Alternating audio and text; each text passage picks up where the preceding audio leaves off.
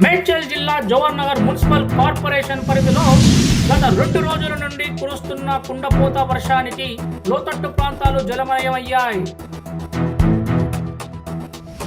జవహర్ నగర్ లో జోరువాన ప్రజలు బయటకు రావాలంటే భయాందోళన చెందుతున్నారు.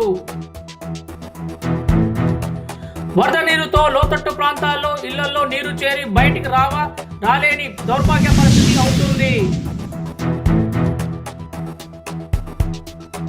ఇటు విషయమై గమనించిన అధికారులు, మున్సిపల్ సిబ్బంది ఇటుపై కన్నెత్తైనా కూడా చూడడం లేదు.